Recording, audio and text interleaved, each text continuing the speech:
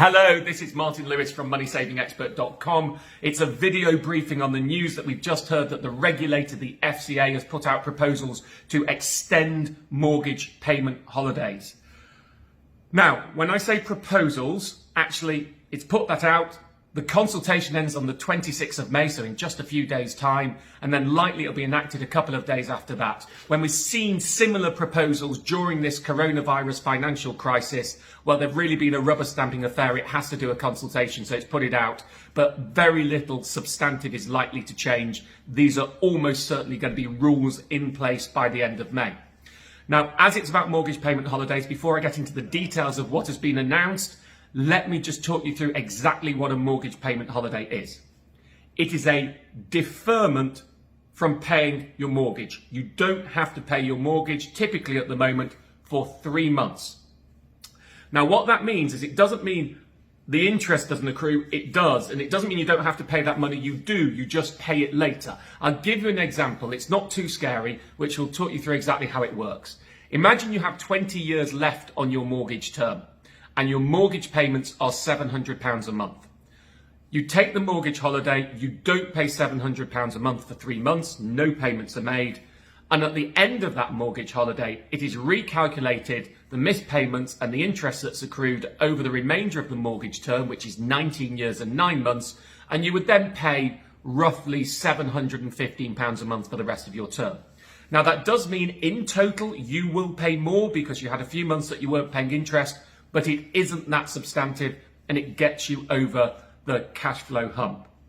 So, what are the proposals from the regulator? The first one is if you haven't had a mortgage payment holiday, currently you would have to apply for one by the 20th of June.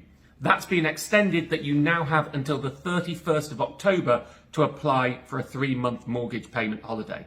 The reason that's been done is some people have been holding on and had the finances available to keep them going. But certainly if you're in one of the sectors that is likely to be slow to come back to work and you've been paying your mortgage now, there is still a perfectly plausible chance, unfortunately, that you could have real financial problems afterwards and need a mortgage payment holiday in the coming months. So now you know that it's available for you. You don't have to rush to do it. This will be their psychology, that you don't have to rush to do it before the 20th of June deadline. You still have the option, so you can defer it and defer it.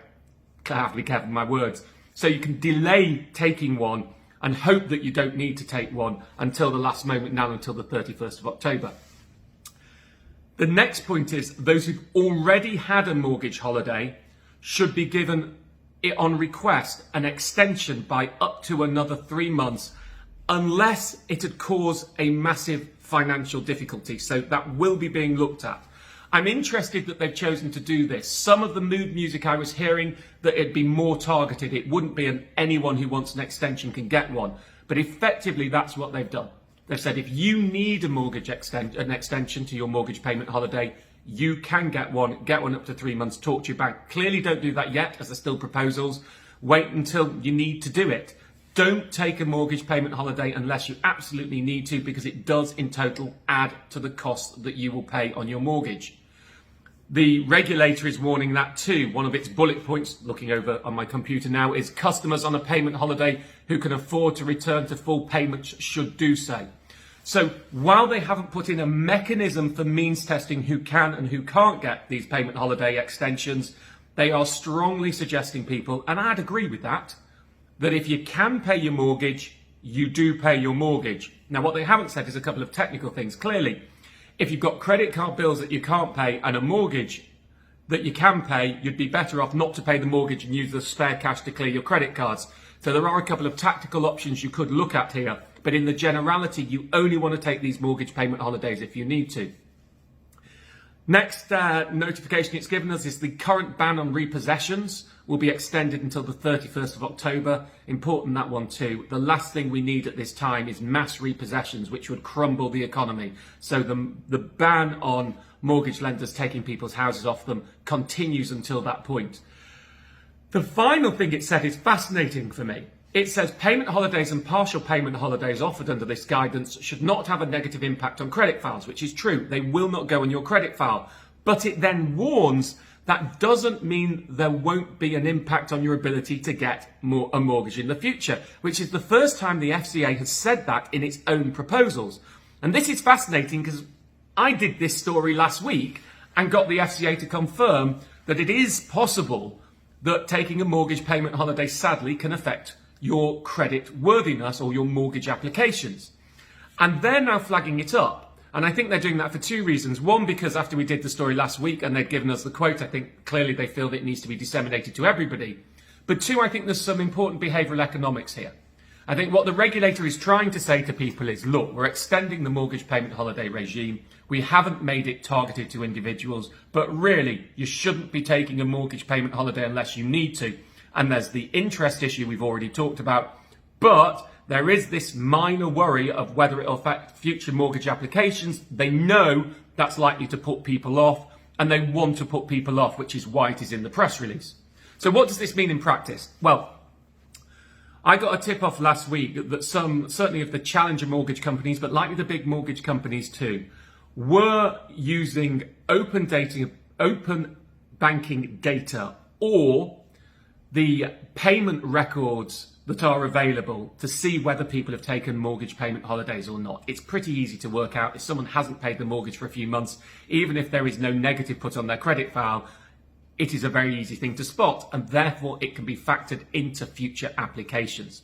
Now, how serious an issue taking a payment holiday will be on your credit score, on your credit worthiness and applications, we don't yet know. It is nowhere near as bad as missing mortgage payments and defaulting on mortgage payments. So if you need a mortgage payment holiday, take one. It's far less worse to take a mortgage payment holiday than just to end up missing or not being able to make full payments, and that will wreck your credit score.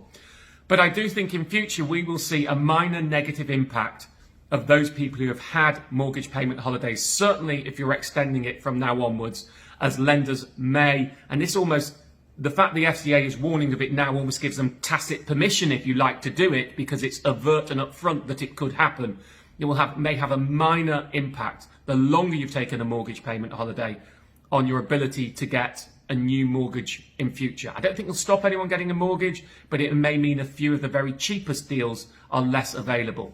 That is a little bit of supposition on my part, because first of all, credit scoring is opaque. We don't know exactly how it works. They never tell us. Each lender does it differently.